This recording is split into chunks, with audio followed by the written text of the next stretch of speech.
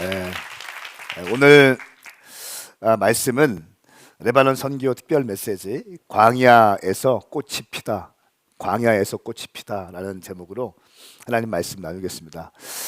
어, 그 터키에 갔을 때 일용할 양식 했던 메시지 가운데 가장 기억에 남는 부분이 뭐였냐면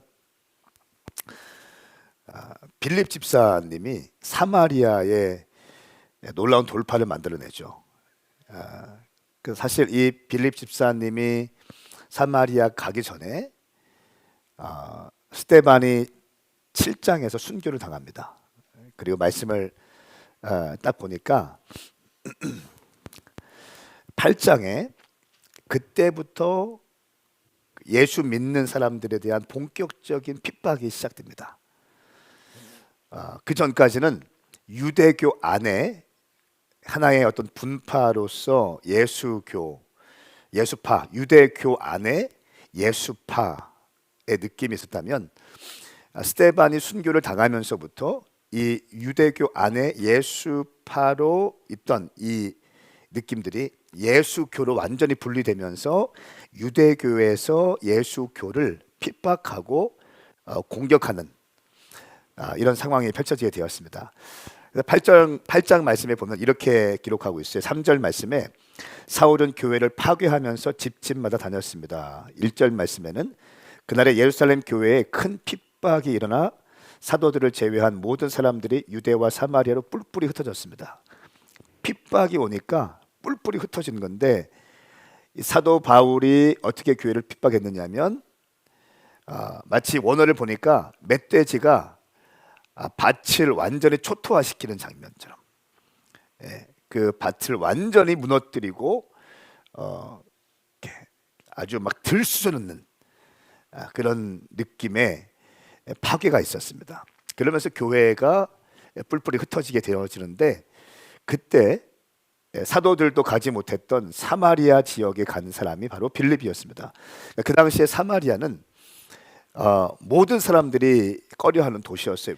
개나 돼지 취급을 했습니다. 가까운 거리인데도 사마리아 땅을 거치지 않고 가기 위해서 일부러 며칠씩 돌아가면서 다른 지역을 갈 정도로 이 사마리아 지역은 유대인들에게는 굉장히 혐오의 지역이었습니다. 그런데 빌립 집사가 그 사마리아 땅에 들어가서 복음을 증거하는데 표적과 기사가 일어나요. 그리고 말씀을 보니까 사마리아 도시 안에 큰 기쁨이 생겼다라고 성경은 증언하고 있습니다. 여러분 우리 인생이요. 여러분 그때 기억나십니까? 처음 교회 와서 예수님 만나고 은혜 받았을 때 그때 우리 마음은 어떻습니까? 그냥 기쁘잖아요. 그냥 기쁘고 행복하고 그냥 툭 쳐도 해고 예수님 만나면 그래요. 그래서 현실적으로 보면 문제가 많은데 기도할 때 또 무릎 꿇으면 그렇게 행복하고 감사하고 눈물이 줄줄줄줄 흘러나오고 나 같은 죄인 건져주신 주님의 은혜에 그냥 감사가 넘치게 되고 할렐루야. 그것처럼 이 사마리아 땅에 큰 기쁨이 생겼습니다라고 성경은 증언하고 있어요. 제가 이 말씀을 쭉 보니까 더 제가 마음이 뛰는 것이 뭐냐면요, 이 빌립 집사가 자기의 사역을 자기 스스로 풀지 않아요. 예루살렘 본교회에 연락해서 베드로와 요한을 초청해서 베드로와 요한의 메시지를 듣습니다. 근데 베드로와 요한이 말씀을 증거할 때 보니까 이 사람들이 마음은 좋은데 성령을 받지 못했다고 나와요. 그래서 베드로와 요한이 안수할 때 성령이 그 도시 가운데 임합니다. 그러니까 뭘 보냐면 빌립이 내가 아무도 가지 않는 곳에 내가 가서 내가 뚫어냈어. 내가 복음을 증거했고 이 땅 가운데 엄청난 지금 부흥의 불이 일어나고 있어. 나는 이 사역을 내 혼자 할 거야. 이게 아니고 예루살렘 교회에 연락을 해서 사도들을 초청한다는 겁니다. 권위의 커버링을 받는다는 거예요. 할렐루야. 교회 커버링을 받으면서 사역을 하는데 이 베드로와 요한이 왔을 때 성령님이 사마리아 땅 가운데 임합니다. 자, 여기까지도 훌륭한데 이때 주님께서 빌립을 다음 단계로 또 인도하시는데 8장 말씀에 보니까 빌립에게 성령님이 말씀하십니다. 광야로 가라고 말씀하십니다. 오늘 본문 말씀인데요.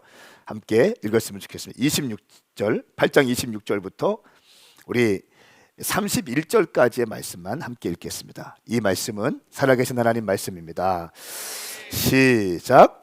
그때 주의 천사가 빌립에게 너는 예루살렘에서 가사로 내려가는 광야길을 따라 남쪽으로 가거라 하고 말했습니다. 그래서 빌립이 일어나 가다가 길에서 네피오티아 내시를 만났습니다. 그는 에티오피아 여왕 간다게의 재정을 맡은 고위 관리였습니다. 이 사람이 예루살렘에 예배드리러 갔다가 본국으로 돌아가는 길에 마차에 앉아 예언자 이사야의 책을 읽고 있었습니다. 그때 성령께서 빌립에게 저 마차로 가까이 다가가거라고 말씀하셨습니다. 빌립이 마차로 달려가서 그 사람이 예언자 이사야의 글을 읽는 것을 듣고 그에게 지금 읽고 있는 것을 이해하십니까? 라고 물었습니다.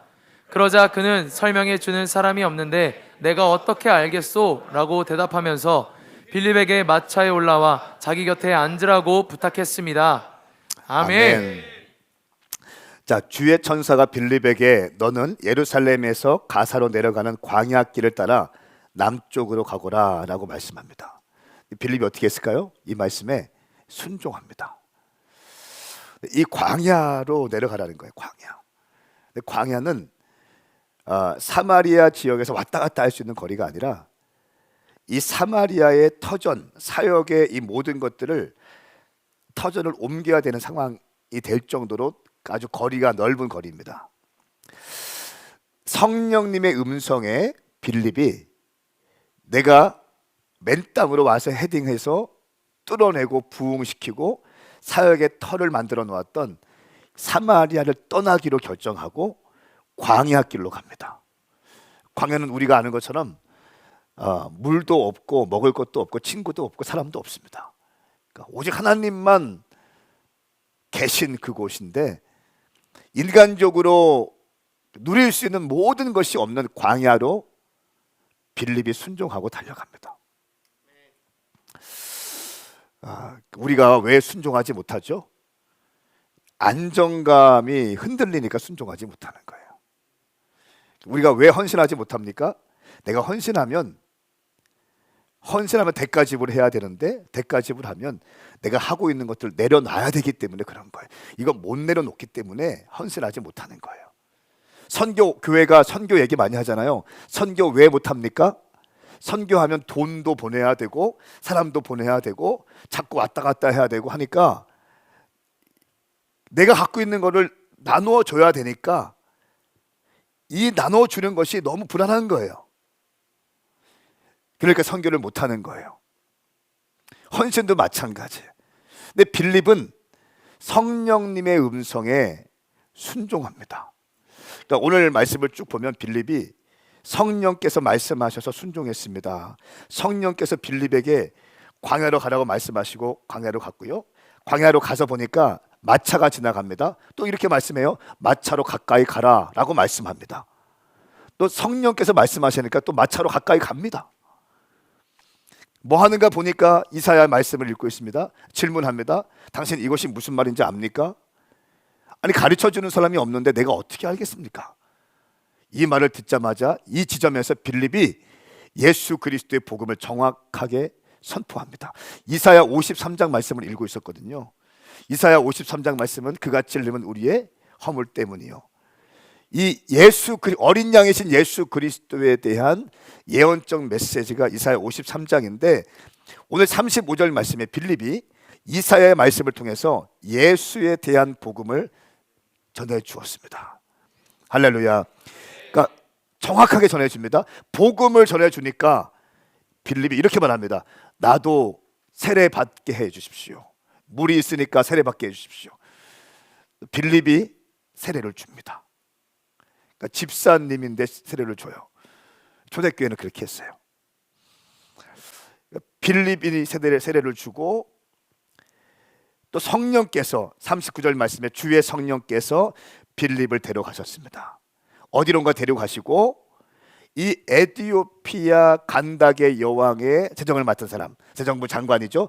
이 사람이 가던 길로 갔습니다. 이렇게 기록되어 있어요.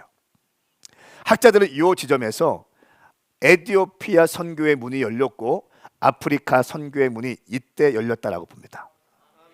할렐루야. 그러니까 이 무슨 말입니까? 빌립은 교회 핍박이 와서 유대교로 분리되어졌고 이때부터 핍박이 왔고 뿔뿔이 흩어지는데 아무도 가지 않는 사마리아에 가서 막 뚫어내기 시작했습니다. 근데 복음을 전하고 성령님이 임하시니까 표적과 기사가 일어났어요. 그러니까 많은 사람들이 예수님을 영접하고 그 사마리아 땅에 큰 기쁨이 넘치기 시작합니다. 그런데 이것을 자기 혼자 테이크하지 않고 본부 교회에 연락해서 사도의 베드로와 요한을 초청해서 말씀을 듣다가 그곳에 성령이 임하게 됩니다.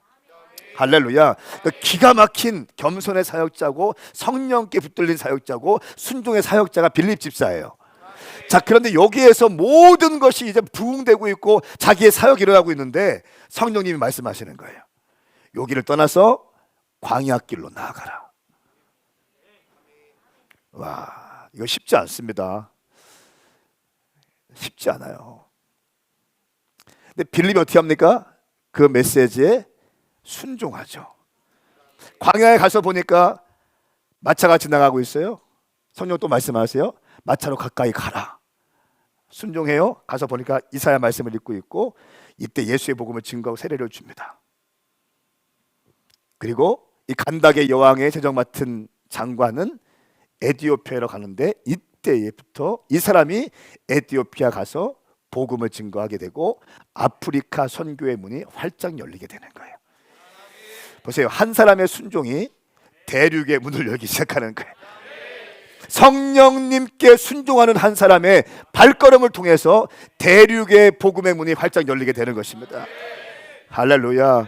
저는 우리 교회가 성령님께 순종하는 교회가 되기를 예수님의 이름으로 선포합니다.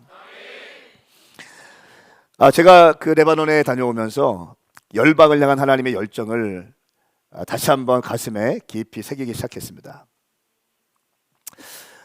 그 레바논은요, 역사적으로 또 성서 지리학적으로 젖과 꿀이 흐르는 가나안 땅에 포함되어 있는 땅입니다.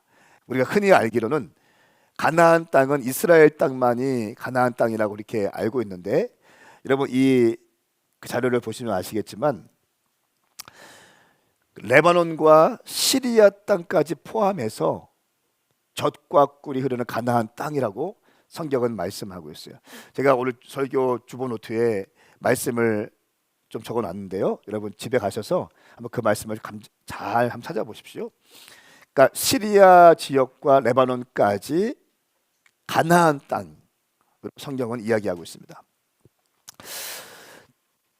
1500년 동안 움마 공동체로 묶여있던 그 이슬람이 이제 전쟁을 통해서 난민 리퓨지들이 일어나기 시작하면서 움마 공동체가 거의 해체되기 시작합니다. 왜냐하면 당장 자기가 먹고 살기도 힘들고 전쟁이 일어나서 가족들과 뿔뿔이 흩어지기 때문에 누군가의 간섭을 받지 않는 상황이 되었어요.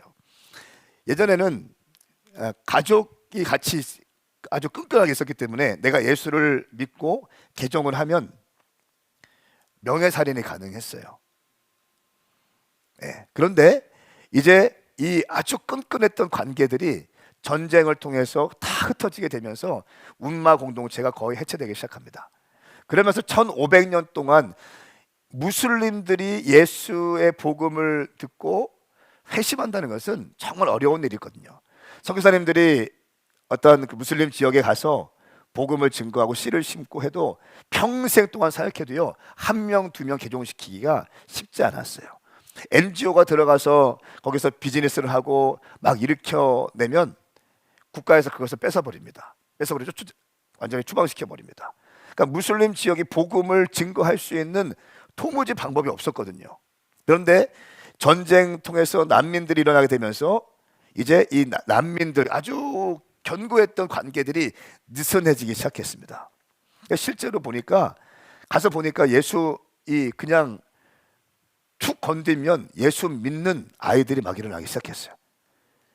그러니까 히잡을 쓴 사람들이 교회 와서 예배하고 있다니까요.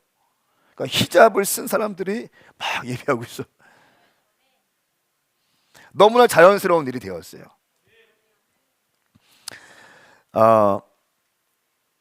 하나님께서 이스라엘을 구원하시기 위해서 주님의 품으로 이제 초청하시기 위해서 세계를 흔들고 있습니다. 레바논 가서 보니까 거기 선교사님께서 그 데이터들을 말씀해 주셨는데, 그 시리아 난민들이 레바논에 들어와 있는 사람이 150만 명이라고 합니다. 그러니까 대전에 있는 인구가 약 160만, 170만 이쯤 되거든요. 대전 인구만큼이 시리아 난민이 레바논에 그대로 와 있는 거예요. 150만 명이 와 있습니다. 그 난민 캠프가 있는데 레바논 전체에 4,800개의 캠프가 있어요. 4,800개. 그리고 자을레라는 도시에 약 3,000개의 캠프가 있습니다. 난민 캠프. 근데 이 난민 캠프 한 개에 적게는 50가구, 많게는 500가구가 들어가 있습니다. 난민 캠프 한 개. 자을레에 3,000개의 캠프가 있는데 캠프 한 개에 적게는 50가구, 많게는 500가구가 들어와 있고, 보통 한 가구당 자녀들이 7명 낳는데요. 7명이면 350명에서 3,500명. 한 캠프당. 작은 캠프는 350명, 많은 캠프는 사람들이 3,500명이 이렇게 있다는 겁니다. 자, 이렇게 자을레라는 도시에 3,000개의 캠프가 있는데 이 캠프 안에 학교가 있는 게 10개밖에 안 된다는 거예요. 이 대부분의 아이들이요, 이 캠프촌 안에서 그냥 사는 겁니다. 거기서 그냥 천막 같은 데에서 하루 종일 거기에 있는 거예요. 캠프촌을 거의 벗어나지 못합니다. 3,000개의 캠프가 있는데 적게는 350명, 많게는 3,500명이 사는 그 캠프에 학교가 거의 없고 10개밖에 없다는 사실. 여러분 어떻게 생각하십니까? 2,990개는 그 캠프에는 학교가 없다는 거예요. 그럼 나머지 2,990개의 캠프에 절대 다수의 다음 세대와 이 아이들은 그냥 그 방치 속에서 그냥 있는 겁니다. 이 상황들을 제가 쭉 보면서 주님께 기도했습니다. 제가 갈 때 이렇게 기도했거든요. 주님, 제가 가서 봐야 될 것 보게 하시고 주님 저에게 말씀해 주십시오. 제가 주의 말씀에 순종하겠습니다. 주님 말씀하시면 그냥 순종하겠습니다. 주님, 제가 볼 거 보게 하시고 제가 품어야 될 생각들 품게 하여 주십시오. 이 레바논이 전쟁으로 인해서 완전히 국가 부도 상태에 지금 이거든요. 또 시리아도 마찬가지예요. 사실은 시리아가 레바논을 엄청 공격했습니다. 땅도 크고 또 힘도 있었기 때문에 레바논을 완전히 무시하고 소국처럼 여겼어요. 그런데 시리아에 내전이 발생하면서 완전히 국가가 망하게 되었고 이 난민들이 레바논에 와 있는 겁니다. 그러니까 레바논 사람들이 이제 반대로 시리아 사람들을 엄청 무시하게 되는 거예요. 거의 한국과 일본과의 그런 관계처럼 관계가 형성되어 있거든요. 그런데 제가 이거를 이렇게 보니까 우리 대한민국이 6.25 전쟁 때 완전히 가난했지 않습니까? 여기 지금 사진 보는 거, 미국인 군인한테 줄 서서 그냥 뭐 사탕 하나씩 받아 먹고, 이게 우리 대한민국의 현실이었어요. 여러분의 할머니 할아버지들이 이런 시간들을 보내셨다고요. 대한민국 지금 가보니까 한국 사람만 가면 너무 좋아해. K-팝, 뭐 한류, K-푸드 한국 사람이 가면 그냥 너무 좋아하는데, 우리가 지금은 뭐 GDP가 세계 10위 아닙니까? 10위 안에 들지 않았습니까? 근데 한때는 세계 빈민 가장 두 번째로 가난했던 나라가 대한민국이에요. 그러니까 주님께서 은혜 주셔서 이렇게 부강한 나라가 되었습니다.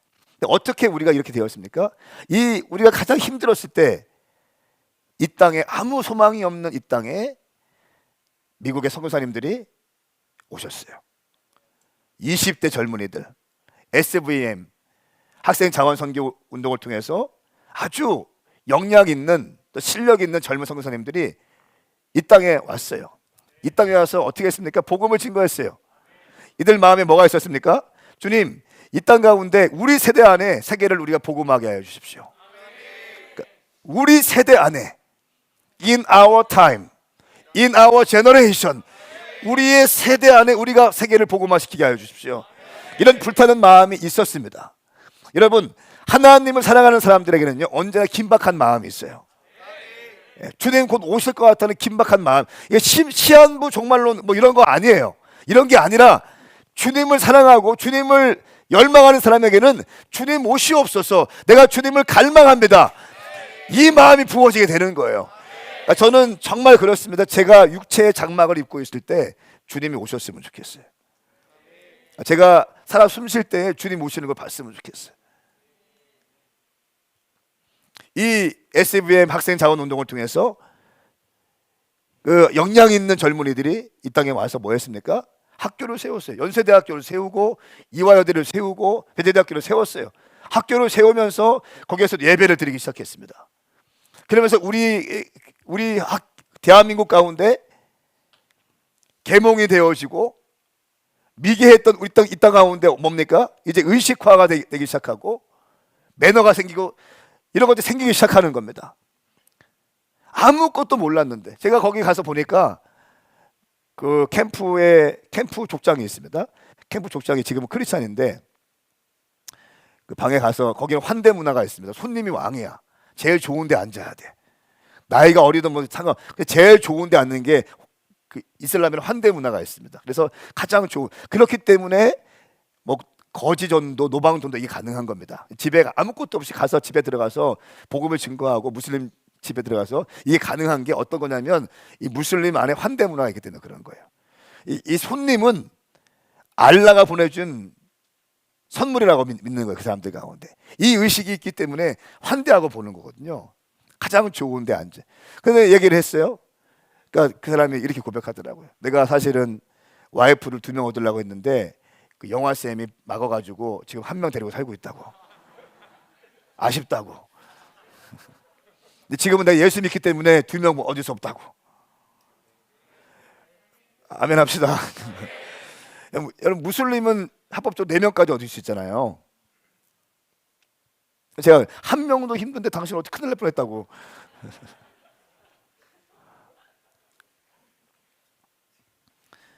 말도 안 되는 거 아닙니까?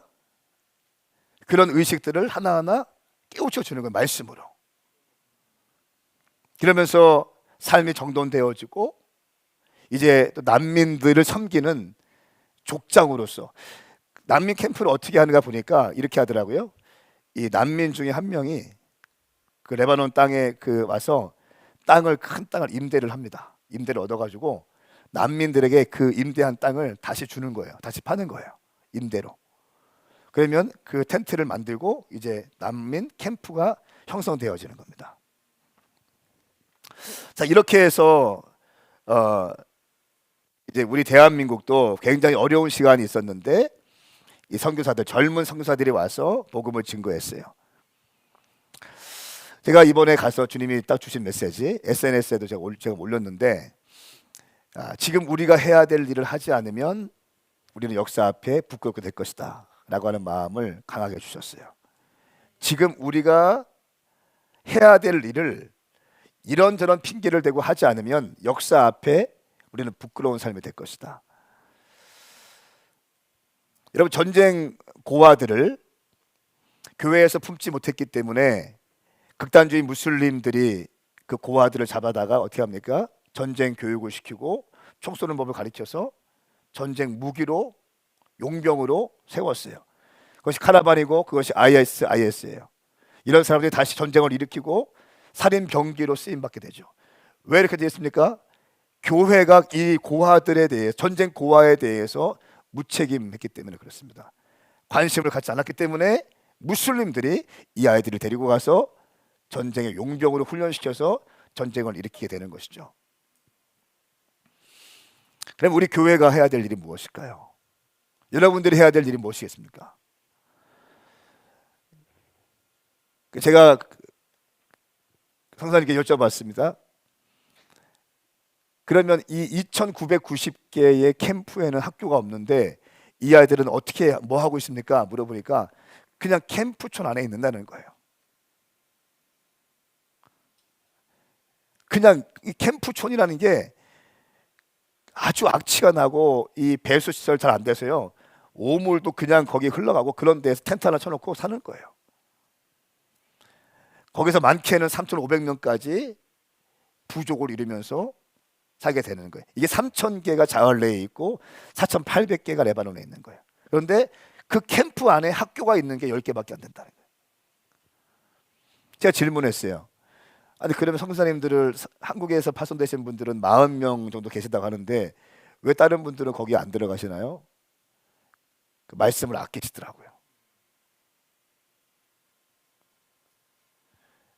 이제 뭐 하시나요? 그렇지 보니까 난민 캠프가 아니라 다른 데 도시에 센터를 잡아놓고 거기에서 이제 사람들을 가끔 모아서 일주일에 두세 번 정도 뭐 교육하고 이렇게 거의 대부분이. 근데 이 김영하 선교사님이 난민 캠프를 3개 하고 있더라고요. 3개. 그걸 보면서 제 안에 가슴에 불이 막 부글부글 끓어오르기 시작했어요. 사실은 제가 거기 레바논에 갔을 때 이국희 선교사님을 이제 레바논 수도 베이루트로 이동시키기 위해서 매듭을 짓기 위해서 거기 갔었거든요. 가서 보니까 상황이 거기에 가서도 다시 처음부터 일어나야 되는 거고 다시 세팅을 해야 되는 거고 근데 여기는 지금 난민 캠프가 그렇게 많이 있는데 텅텅 비어 있는 거예요. 학교만 세우면 애들이 그냥 몰려드는 거예요. 학교만 세우면 애들이 바글바글 그냥 무슬림 다 100% 무슬림 백그라운드 아이들이니까 다 무슬림 아이들이 오는 거예요. 근데 학교를 세울 때에도 우리가 크리스찬 학교고 여기서 말씀을 가르치고 충분히 이야기하고 다 공개해도 아무 문제 없어. 지금 당장 먹고 사는 게 힘들기 때문에 우리 아이들을 교육시켜줄 곳이 있으면 그냥 다 보내는 거예요. 가서 보니까 상황이 그렇게 됐어요. 그래서 얘기하면서 이렇게 얘기했습니다. 교회를 그러면 학교를 세우자. 우리가 들어가겠다. 자기는 베이루트 가지 말고 여기 캠프 들어가라. 그러니까 막 얼굴이 막 행복해 하더라고요. 벌써 딱 1년 있었는데 한 3년 정도의 내공이 딱 있더라고. 언어도 막 살라살라 하면서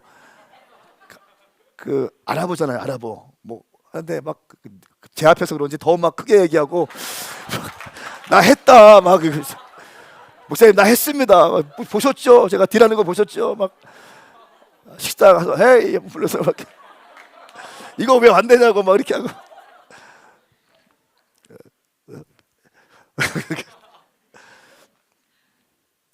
근데 제가 감사한 거는 하루에 4시간씩 언어 공부했다는 거예요.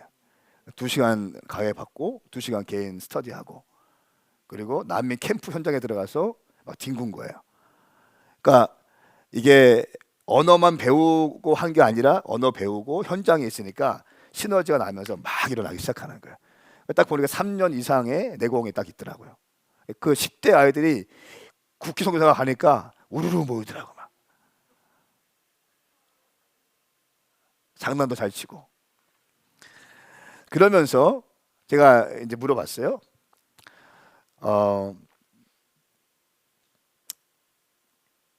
그 자흘레가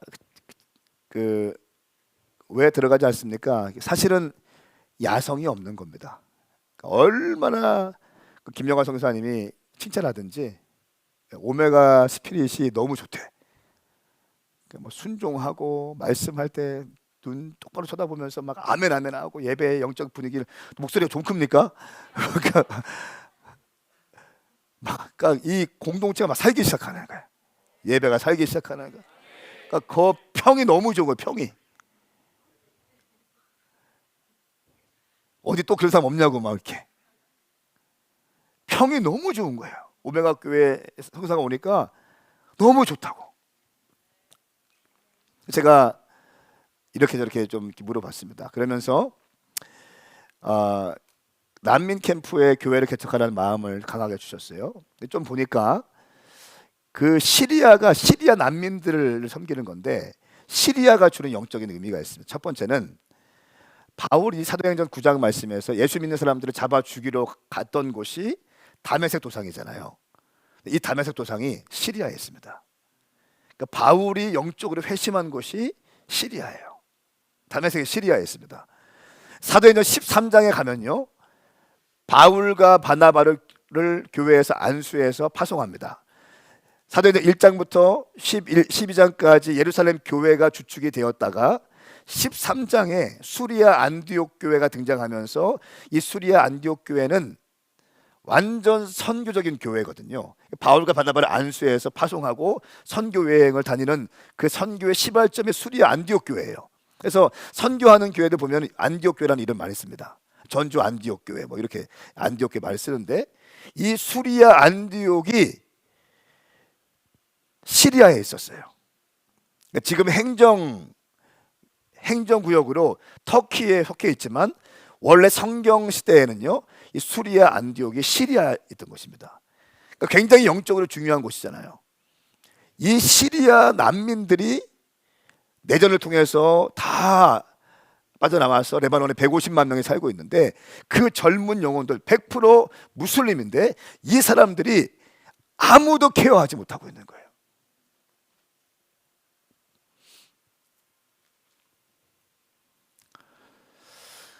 그래서 이 시리아 난민을 위한 다음 세대 학교를 세우고 교회를 세우겠다 이렇게 얘기했어요.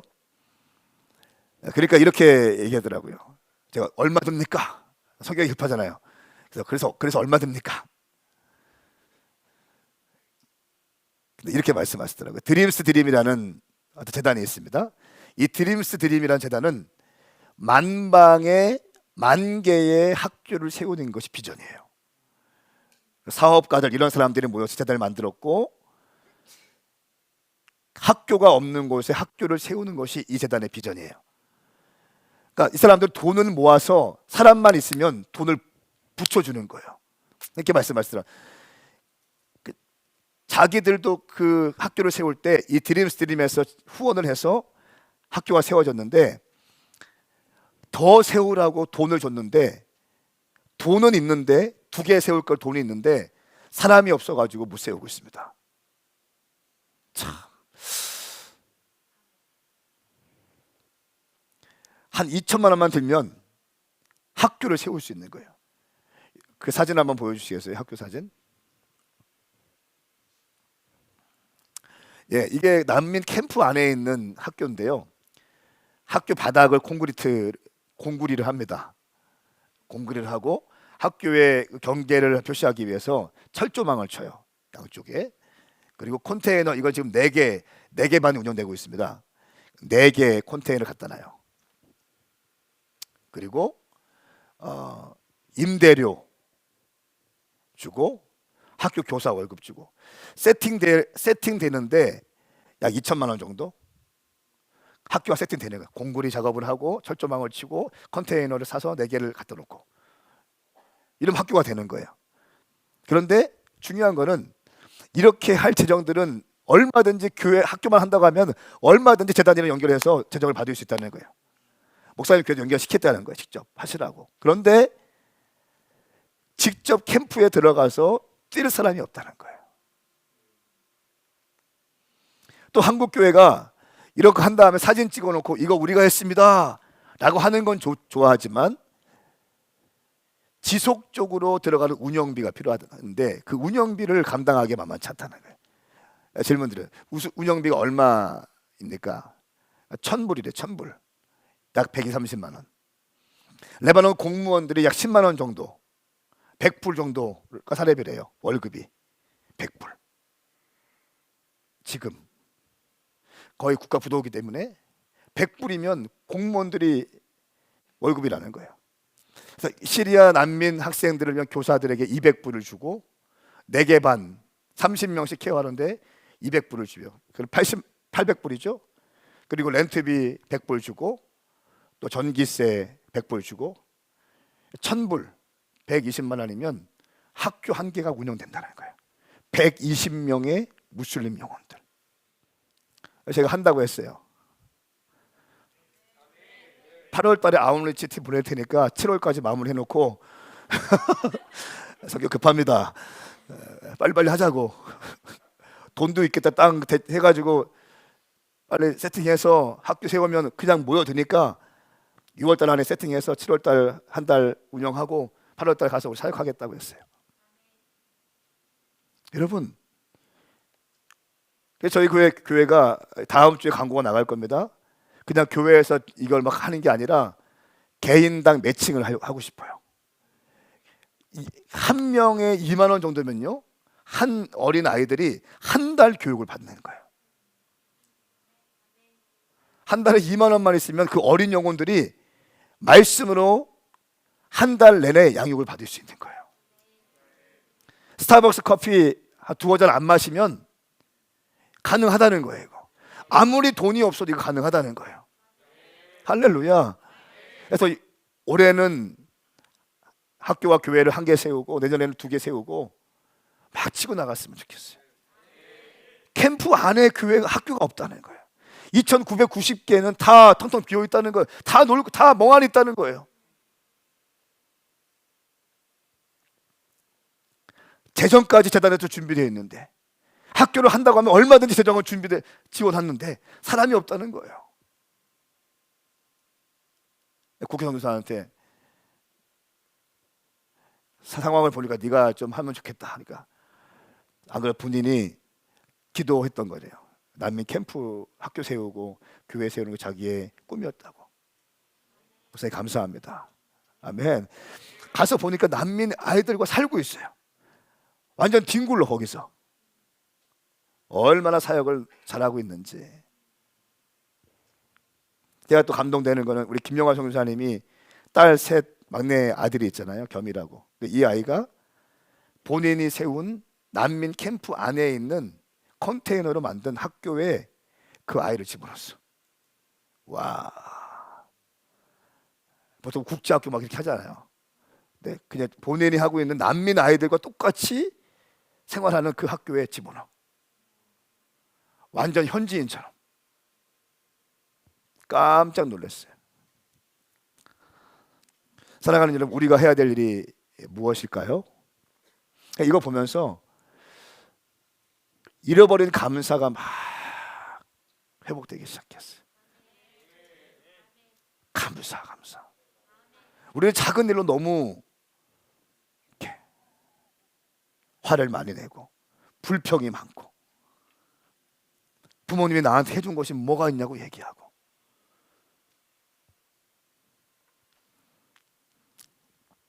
시리아 아이들, 이 아이들이 한 학교가 세워지면 120명이 세워지면 이 아이들이 말씀을 양육받고 다시 시리아로 돌아가서 거기서 복음을 증거하고 선교의 영이 있는 수리아 안디옥 교회의 영이 있는 그 아이들이 열방에 흩어져서 할렐루야. 아랍 22개 국가를 다니면서 아랍어를 하면서 복음을 증거하고 마지막 때에 엄청나게 쓰임받을 줄 믿습니다. 여러분, 이것을 하기 위해서는 어떻게 해야 됩니까? 한국 교회가 움직여야 되는데 야성이 다 식어졌어. 재정도 준비되어 있는데 움직이는 사람이 없다는 거예요. 워킹하는 사람이 없다는 거예요. 우리 교회가 이 일에 뛰어들었으면 좋겠어요. 그래서 이번에 8월 달에 원땡 러너스 20대 중반 팀들이 거기 레바논에 들어가는데 2명이 일어났으면 좋겠어요. SM 2명이 딱 일어나서 아웃리치 갈 때는 같이 가고 올 때는 걔는 남아 그냥 남아서 1년 동안 뒹구는 거죠. 아랍어를 배우고 난민 캠프에 들어가서 교회를 셋업하고 그리고 거기에 더 자기에게 주님이 주신 게 있으면 거기에서 아예 내년에는 학교를 아예 그냥 오픈하는 거야. 교회를 오픈하는 거예요. 그러니까 월요일부터 토요일까지는 학교를 하고 또 성경을 가르치고 주일에 예배를 하는 거예요. 합법적으로. 아무 문제가 없는 거예요. 여러분 1500년 동안 막혀있던 무슬림이 난민을 통해서 주님께서 막 흔들고 계시는 겁니다. 역사의 판을 흔들고 계시는 거예요. 지금 역사의 판을 흔들고 계신데 주님이 흔들고 계시는데도 아무도 겁나서 못 들어가. 돈도 준비되어 있고 상황도 준비되어 있어. 너무 유약해서 거기에 뛰어들어갈 사람이 없다는 거예요. 누가 들어가야 됩니까? 많은 단체들이 무슨 NGO 하는데 실제적으로 복음 전파와 영적인 사역하는 데가 별로 없다는 거예요. 그걸 보면서 너무너무 마음이 아팠어요. 김영환 성사님과 쭉 얘기를 하는데 영적인 코드가 너무 같아. 완전 가족이 됐어요. 또 얘기를 하다 보니까 하나씩 얘기를 또 꺼내시더라고요. 시리아 목사님들 언젠가 섬겼다는 겁니다. 시리아에서 전쟁통에 다 도망가는데 시리아 교회를 지키고 성도들을 지키고 보호하기 위해서 그 시리아 전쟁통의 교회를 지키고 계신 목사님들이 계시다는 거예요. 언젠가 그분들을 모시고 호텔에서 2박 3일 3박 4일 포럼을 했는데 너무 좋았다는 거예요. 근데 몇 군데 얘기했는데 별 반응이 없다는 거예요. 제가 들었으니까 어떻게 해야 됩니까?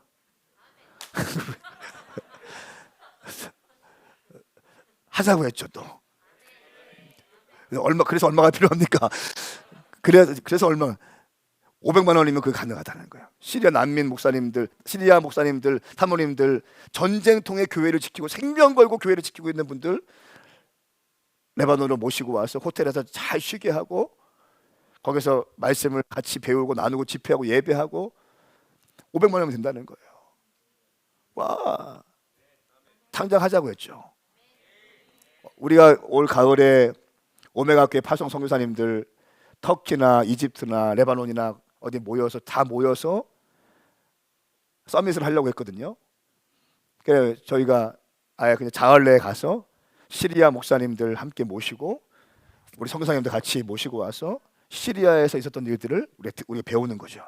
와, 그럴 때 젊은 선교사들에게 뭐가 부어지겠어요? 선교의 영이 막 부어지겠죠. 전쟁을 뚫어내는 그 스피릿이 부어지겠죠. 또 우리가 하고 있던 사역들을 또 나누는 거예요. 예배하는 거예요. 완전히 가족이 되는 겁니다. 그러면 우리 교회와 우리 선교사님들은 시리아를 품게 되는 거예요. 시리아를 품는다는 것은 뭡니까? 아랍을 품게 되는 것입니다. 사랑하는 여러분, 우리 젊은이들 가운데 어영부영 늙어가지 않기를 축복합니다. 어영부영 나이 들지 마세요. 가슴이 뛰어야 됩니다. 가슴이 불타올라야 됩니다. 여러분, 단 2만 원만 있으면 한 명의 어린아이들이 한 달 동안 말씀과 기도로 양육을 받을 수 있는 거예요. 나는 여러분들이 다 뛰어들기 바랍니다. 막 다 신청해가지고 어쩔 줄 몰라가지고 이번에 아예 그냥 교회 3개 세우고 근데 사람이 없어가지고 어쩔 줄 모르는 그런 상황이 우리 교회 가운데 왔으면 좋겠어요. 다음 주에 그렇게 할 겁니다. 그리고 그 매칭된 아이들 사진과 이름과 인적 상황과 비전과 그 아이의 어떤 기도 제목들까지 1대1로 매칭을 해가지고 학교가 세워지면 여러분들 보내드릴 거예요. 그리고 그 아이를 놓고 기도하시도록. 아멘. 새벽마다 그 아이를 위해서 기도하고 그 아이를 블레싱하고 그리고 때가 되면 함께 아웃리치 팀이 들어가서 그 캠프에 같이 예배하고 집회하고. 할렐루야. 거기서 1년 훈련받은 사람들이 또 교회를 개척하고 또 교회를 개척하고. 여러분 3,000개의 캠프 앞에 다 교회가 세워지길 축복합니다. 주님이 행하실 거예요. 주님이 행하실 거예요. 저희가 이렇게 얘기하니까 성사님이 하시는 말씀, 목사님네 교회 건축하신다고 들었습니다. 근데요. 근데 보통은 성교비도 줄이고 다 줄이고 그러는데 가능하시겠? 교회 건축 제가 하는 거 아니잖아요. 여러분, 제가 주님의 일 하는 게 크겠어요? 주님이 하시는 게 크겠어요? 주님이 하시는 게 크죠. 성전 건축은 우리가 최선만 다하면 되는 거예요. 저는 우리 교회가 건축을 할 때에도 건축을 하는 과정도요 스토리가 있었으면 좋겠어요. 스토리텔링이 됐으면 좋겠습니다. 이것이 하나의 과정으로서 어마어마한 한국 교회의 좋은 모델이 되었으면 좋겠습니다. 할렐루야. 성전을 건축할 때에도 기쁨과 자원하는 심령으로 최선을 다하고 그 과정도 선교비를 줄이자고 선교비를 더 확장시키면서 더 교회를 개척하면서 교회가 세워지기를 예수님의 이름으로 선포합니다. 가슴 뛰는 거. 주님이 기뻐하시는 거 아니겠어요? 여러분, 저는 정말 그런 마음, 이번에 이런 마음 들었어요. 주님, 저 큰 교회 하지 않게 해주십시오.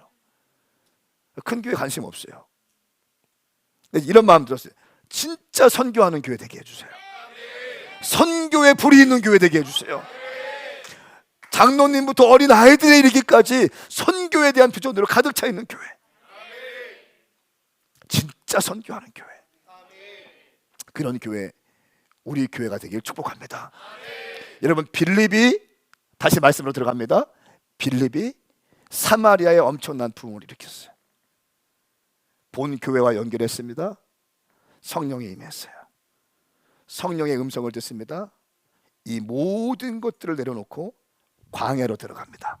안전지대를 포기하고 광야로 갑니다. 또 주님 말씀하십니다. 마차에 가까이 가라. 순종합니다. 가서 보니 이사야 말씀을 읽고 있습니다. 이사야 말씀을, 예수의 복음을 증거합니다. 그리고 그 사람의 세례를 붓습니다.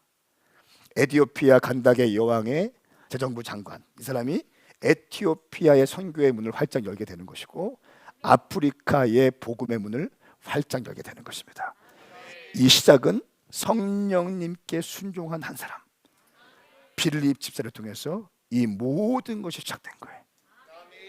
사랑하는 젊은이들이요, 우리 교회 젊은이들이 현실에 갇혀 있는 것이 아니라, 그리고 종교인처럼 늙어가는 것이 아니라, 성령 받은 주의 종들로서 한 번뿐인 우리의 인생, 주님 나라 위하여 삶을 내어드릴 수 있기를 예수님의 이름으로 선포합니다. 일어나십시다.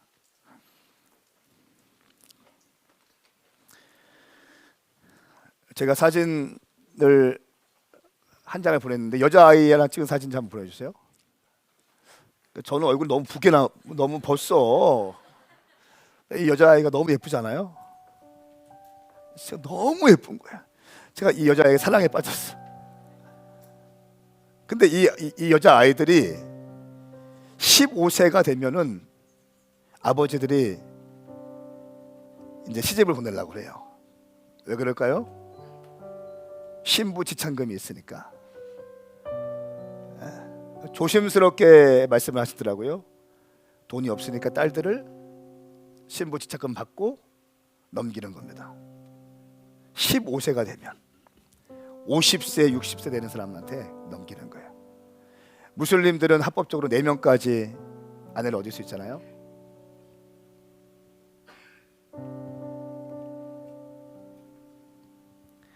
이렇게 예쁜 아이가 15세가 되면 한 번도 얼굴도 본 적이 없어요. 무슬림들 결혼할 때는 한 번도 얼굴 보지 않고 합니다. 약혼할 때만 얼굴 딱 봅니다. 모든 것을 부모들이 결정해줘요. 그러니까 기독교가 너무 강압적이다 이런 말 하지 마세요. 무슬림 앞에서 그런 말 하는 거 아니에요. 결혼도 자기 신부 신랑 얼굴 한 번 보지 못하고 부모님끼리 오케이 얼마 갖고 하면 되는 겁니다. 약혼하는 거예요. 그때부터 데이트하면서 그냥 결혼하는 겁니다. 모든 것이 부모들에 의해서 결정되어져요. 이렇게 예쁜 아이가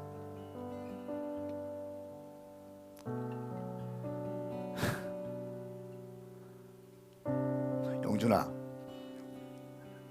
한 명 섬기는데 2만 원이면 아이들을 교육할 수 있다던데 이거 너무 웃긴 거 아니냐? 120명의 아이들을 하는데 1,000불이면은 120명의 아이들을 교육시킬 수 있다는 게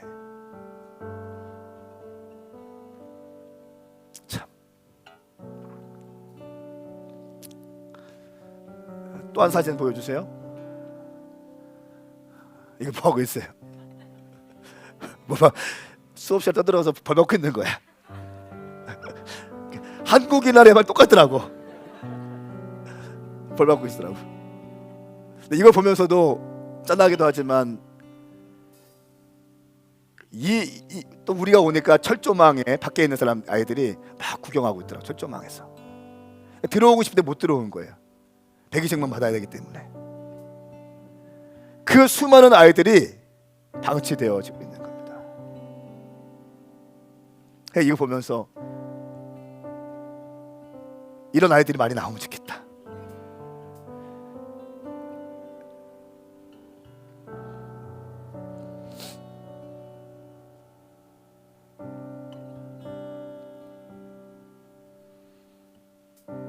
광야에도 꽃은 피어날 수 있습니다. 복음이 들어가면 꽃은 피어나게 되어 있습니다. 1500년 동안 묶여있던 이 무슬림들이 주님께서 지금 마지막 대추수를 위해서 세계 지형을 막 흔들고 계십니다. 막 흔들고 계신데 이 흔들릴 때에 수많은 복음을 가진 자들이 막 들어가서 예수의 복음을 증거하고 새로운 삶을 살게 하기 위한 것이 하나님의 시나리오인데 막 주님은 흔드셨는데 아무도 안 들어가고 있어. 돈도 준비됐는데 영이 약해. 너무 두려운 거야. 사랑하는 젊은이들이여, 나는 우리 교회 젊은이들이 어리광 피우지 않고 살았으면 좋겠어요. 가방 한 개에 몇백만 원짜리가 왜 필요 있습니까? 신발 한 개에 150만 원짜리가 왜 필요 있습니까? 우리한테 골프 한 번 치러 갔다 오면은 수백이 깨지는데 하룻밤에 1억 원에 술을 먹고 흔드는 사람이 있다고 하는데 정신머리가 없는 거죠. 사랑하는 젊은이들이여, 사랑하는 청년들이여, 사랑하는 성도들이여, 당신의 한 번뿐인 인생을 가슴 뛰게 살아가십시다. 가장 고차원적인 것, 가장 주님이 기뻐하시는 것, 그것이 무엇인가를 발견하시고 이 일을 위해 삶을 드리기를 예수님의 이름으로 선포합니다. 당신을 통하여 광야에도 꽃은 피어나게 될 것입니다. 우리 주님을 찬양하십시다.